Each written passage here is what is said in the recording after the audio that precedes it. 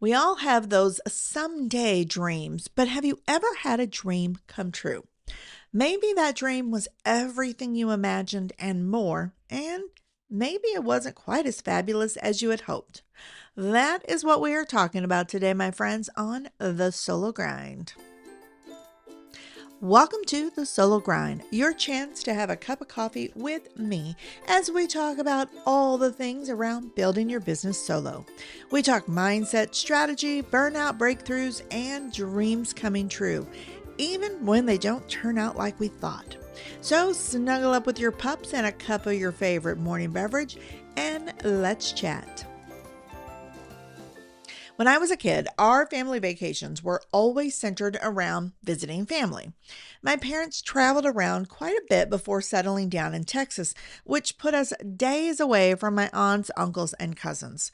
So most summers, we would take off for a week-long vacation to visit everyone. These vacations were great, and my pops always made it a priority to plan one day that was all kid-focused fun. We went to amusement parks, water parks, and spent days on the Jersey Shore. One of my favorite memories is my dad and a chimpanzee teasing each other by making funny faces and hand gestures at the Terry Lou Zoo in Scotch Plains, New Jersey. I loved these trips and I cherish these moments still. But I did grow up dreaming about taking vacations that were 100% focused on fun. I wanted to travel to faraway places and spend my days on the beach in some exotic tropical location, or wander the streets of an ancient city still thriving after hundreds of years. I wanted adventure, culture, and experiences that I couldn't get at home. These dream vacations never happened when I was a kid, but that's okay. I knew I would make them happen one day, and it's one of the reasons actually that I joined the Navy. But while you may get to see the world when you're serving in the military, you still have a job to do, and a lot of those jobs are stateside, as I learned. So I didn't get a whole lot of adventure while I was serving in the Navy. I did get to live in Hawaii for a while, and that was pretty awesome. But back to my dreams. So I held on to the idea of a dream vacation for as long as I can remember. And the older I got, the more clear my dream became. I am a beach girl at heart, so I wanted my first real vacation to be somewhere with a beach. I dreamed of having easy access to sandy beaches, fruity drinks, and a swim up bar.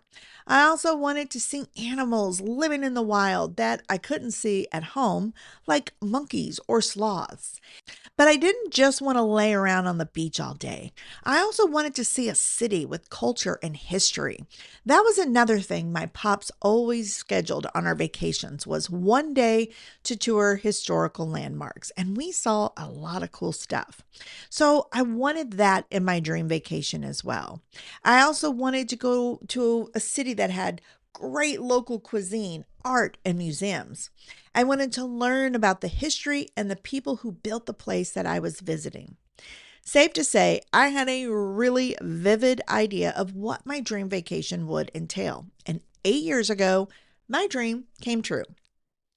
Through Todd's work, we were given an opportunity to travel to Liberia, Costa Rica. And this vacation promised everything I had dreamed of. We were going to be staying at an all-inclusive resort on the beach that looked incredibly luxurious.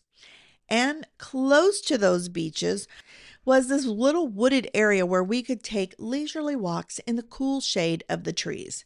They even had those cute little monkeys playing in the treetops on the resort.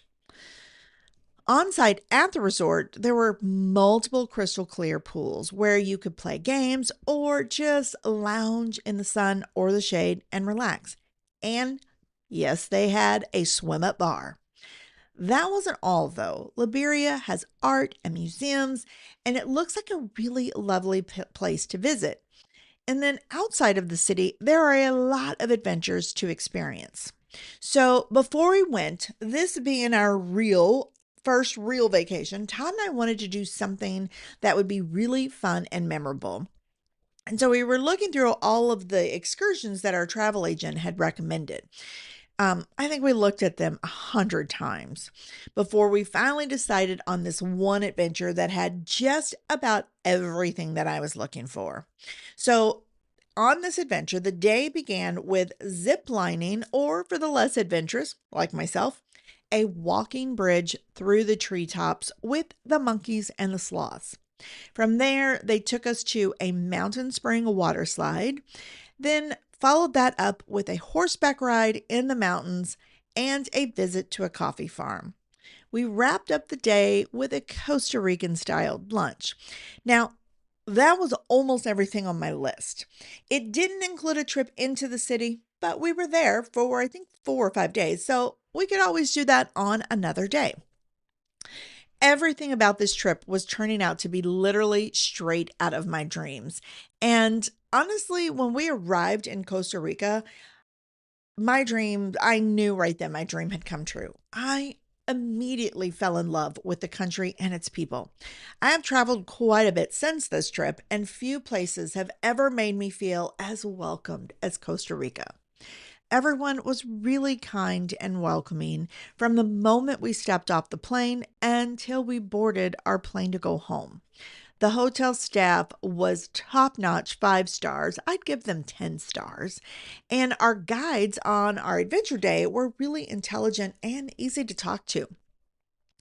Everyone that I met had such a deep love, appreciation, and pride for their nation. It was really hard not to fall in love with Costa Rica. And the hotel was everything I had imagined and more. Everything was so lovely and lush and just absolutely beautiful. One of my favorite things was the fresh juice that they offered us when we arrived, which was almost always available in the lobby. I don't think I've ever tasted anything quite so good in my life. And honestly, I could go on and on and on about how amazing everything was on this trip, but I think you get the idea.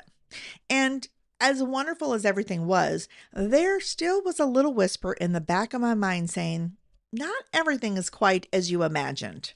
Like realizing on day one that a swim up bar isn't really all that fabulous, like I thought it would be. There's a reason the water from around a swim up bar is so very warm. If you've ever been to one, you may realize that the people sitting there drinking all day never leave the pool at all.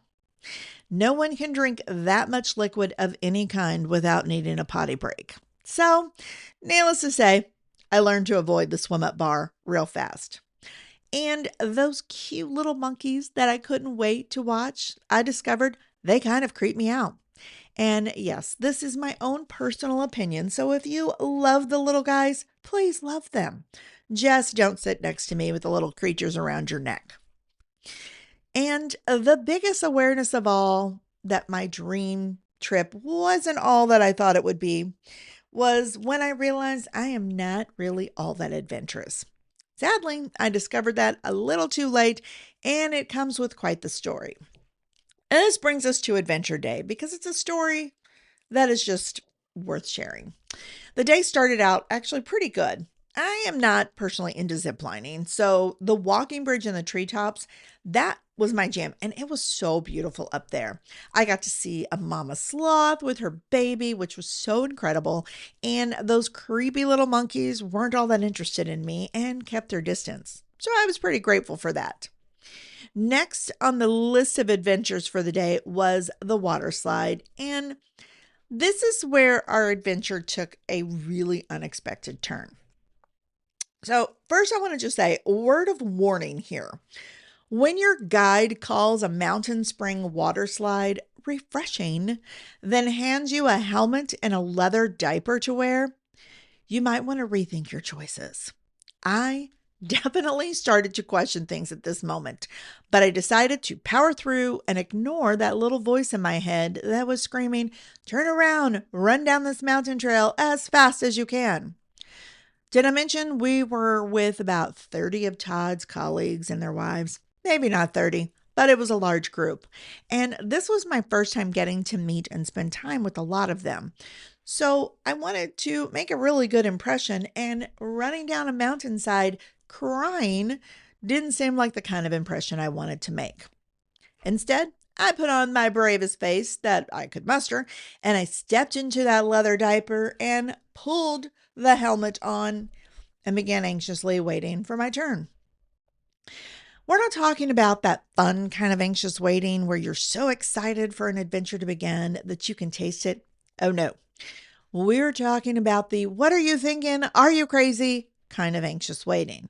The kind that has you questioning every decision you ever made that led you to this moment in time. The second I stepped in and sat down on that water slide, waiting for them to release the gate of water being held back, I knew I made the worst decision of my life.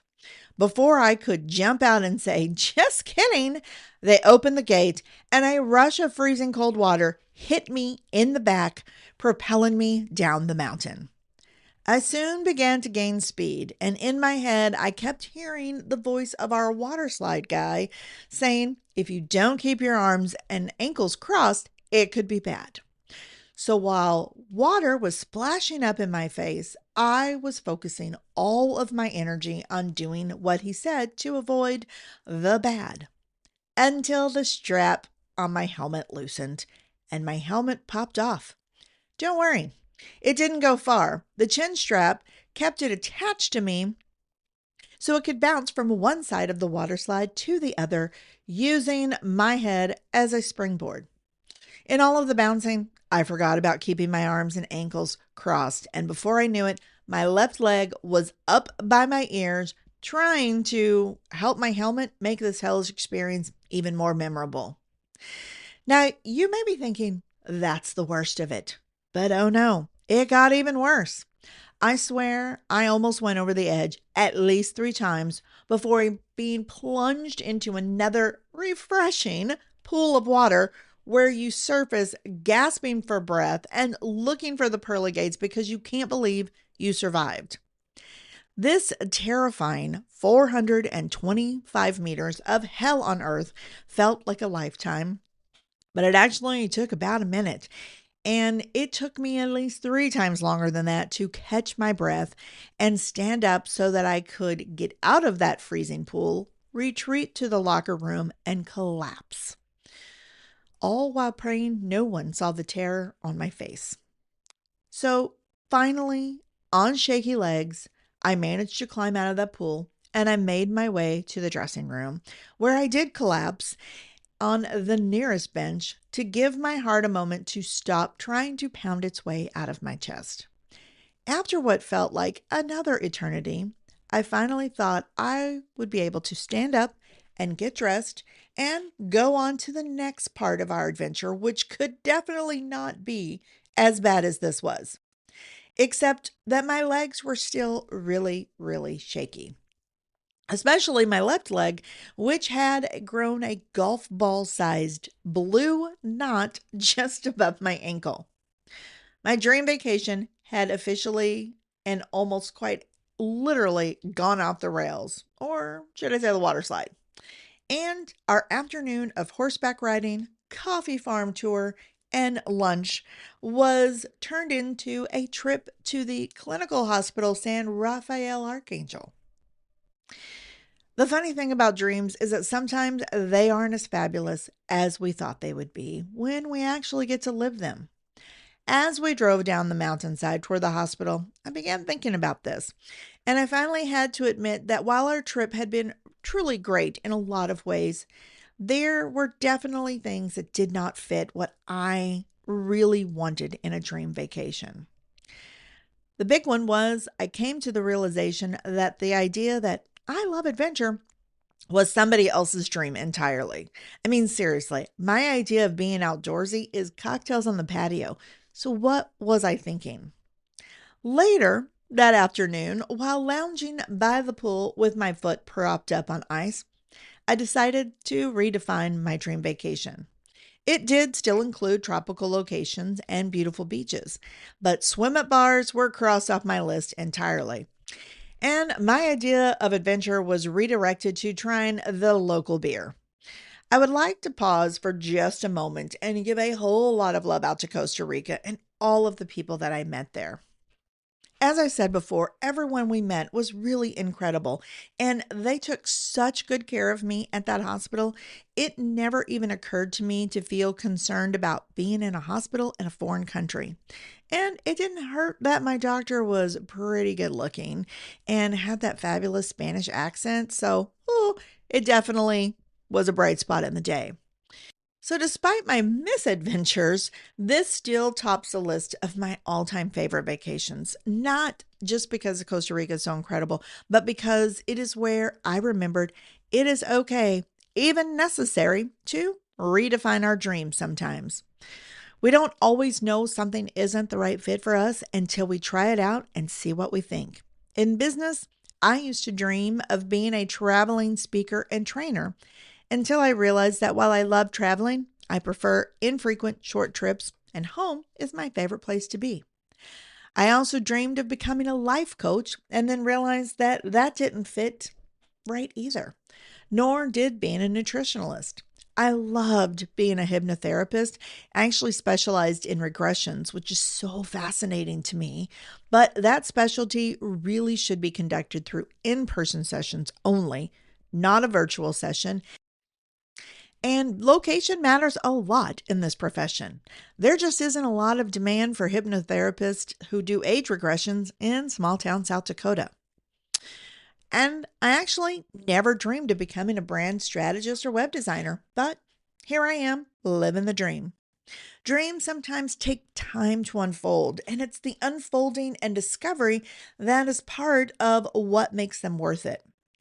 Now, there are a lot of books, courses, coaching programs out there that promise to help you discover your dream life and business instantly. In fact, it was an email I received the other day promising that I could have my dream business along with a clear pricing strategy, paying clients, and the confidence to keep it going in as little as 30 days with her proven method that inspired today's episode. And maybe they can deliver. Maybe that 30-day program is the answer to somebody's prayers. But again, I have learned the hard way that dreams take time, and that time is so valuable when trying dreams on to see how they fit. I came across an article a few weeks ago that I'm going to share in the show notes before that I thought really fit today's episode perfectly. And the title alone says it all. How to Follow Your Dreams, 23 Steps and While It's Worth It. And this is from the Media Online website magazine. Okay, 23 steps. That's a lot of steps to follow, but I do agree that it's worth it. So today, rather than sharing those steps necessary to achieve your dreams or my own proven method, which I don't actually have, I thought I would instead share 5 things you may not expect to find as your dreams unfold. Okay, so number 1, people will scoff, laugh, and probably not believe you until you prove them wrong. When you reach a level of success that is undeniable, those who laughed or called you crazy are going to be the ones who think you're courageous, lucky, successful, and just simply amazing. Number 2, you are going to spend a fair amount of time going in the wrong direction, focused on things you don't want or need.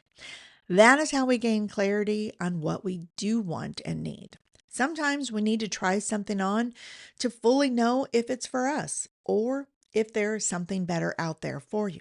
Like water slides. I don't like them, but I do like cocktails on the beach. Number 3, the help others have promised often won't be there or won't be what you thought it was. This doesn't necessarily mean that they don't believe in you or that they don't want to help. It's just another level of clarity telling you this isn't what you need, which leads us to reconnection with our own intuition and inner knowing. Our instincts are one of the best guides that we have in building the life of our dreams, and it pays to learn to trust them. Number 4, those who matter the most likely won't get it. They don't have to get it or understand what you are creating to support you and stand by you. They may even be one of the people calling you crazy. But if they are still standing by your side, well, that means something. My own husband rarely gets what I'm going for, does not understand my dreams, and has called me crazy.